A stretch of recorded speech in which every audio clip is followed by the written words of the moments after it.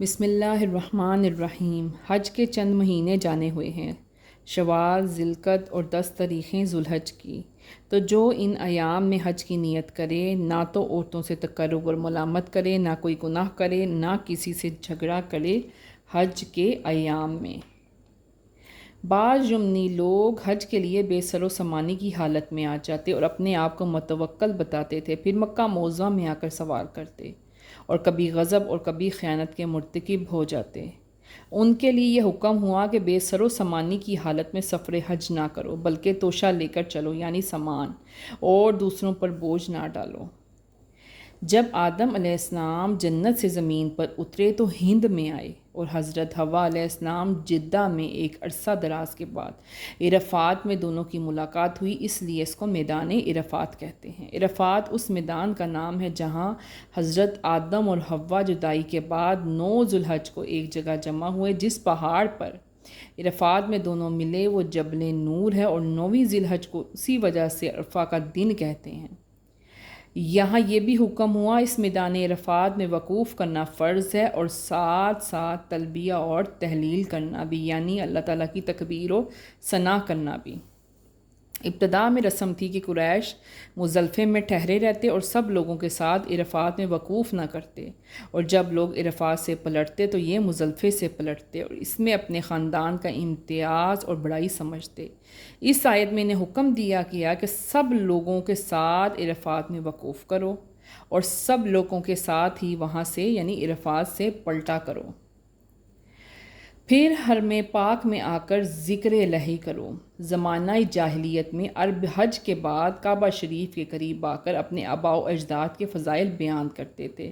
اسلام میں بتایا گیا کہ یہ شہرہ خودنمائی کی لغوتیں کرنے کی بجائے اللہ کی یاد، ذوق و شوق اور محبت میں کرو۔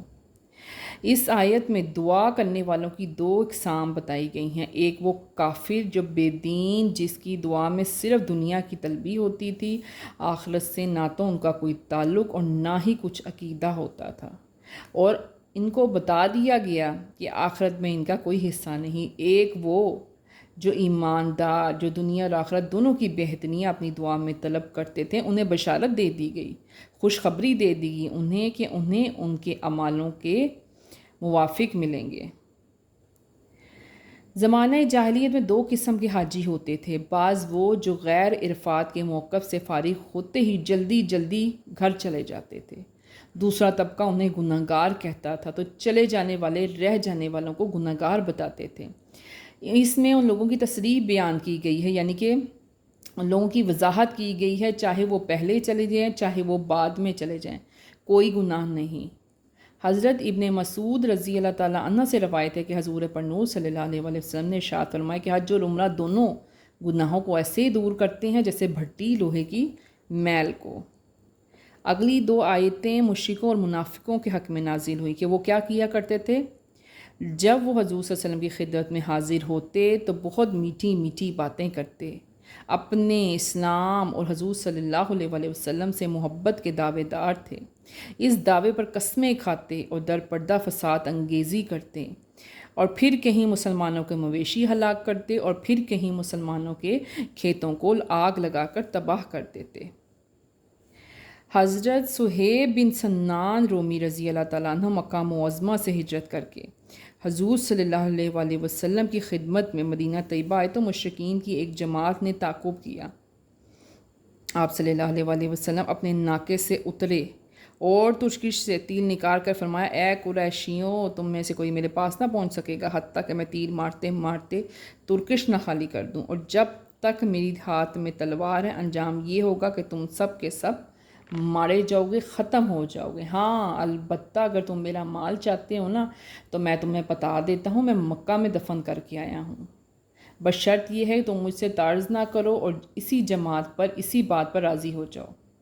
آپ نے اپنا مال جو مکہ میں دفن شدہ تھا انہیں بتا دیا اور مدینہ طیبہ پہنچے۔ حضور صلی اللہ علیہ وسلم سے تمام سرگشت بیان کی اس وقت یہ آیت کریمہ نازل ہوئی۔ حضور صلی اللہ علیہ وسلم نے فرمایا، صہیب، تمہاری یہ تجارت اور جاں فروشی بڑی نفع بخش تجارت ہے۔ اہل کتاب میں حضرت عبداللہ بن سلام اور ان کے اصحاب علیہ رضوان حضور صلی اللہ علیہ وآلہ وسلم پر ایمان لانے کے بعض احکامات پر عمل پیرا رہے۔ حضرت سیدہ عمر بن خطاب فاروق اعظم رضی اللہ تعالیٰ عنہ حضور صلی اللہ علیہ وآلہ وسلم کی خدمت میں حاضر ہوئے اور عرض کیا، یا رسول اللہ، ہم یہودیوں سے ایسی باتیں سنتے ہیں جو بڑی اچھی لگتی ہیں، اگر آپ اجازت دیں تو ہم لکھ لیا کریں۔ سرکار مدینہ صلی اللہ علیہ وآلہ وسلم نے فرمایا کہ تم بھی اس طرح حد سے بڑھ جاؤ گے جس طرح یہود و نصارہ بڑھ گئے ہیں۔ میں تمہارے لیے جو احکامات لائے ہوں وہ صاف روشن ہیں، اور اگر حضرت موسیٰ علیہ السلام بھی اس وقت موجود ہوتے تو ان کو بھی میری اتباع کے سوا کچھ نہ کرنا پڑتا، اور اگر اس کے بعد بھی تم نے اپنے قدم میں تزلزل پیدا کیا تو بعد اس کے تمہارے پاس روشن حکم آ چکے تو جان لو اللہ زبردست حکمت والا ہے۔ ایسی مخالفت کے نتیجے میں ارشاد ہوا کہ دلائل نبوت کی مخالفت پر عذاب بھی آ سکتا ہے، اور عذاب لانے کے لیے فرشتے نازل ہوں گے۔ چھائے ہوئے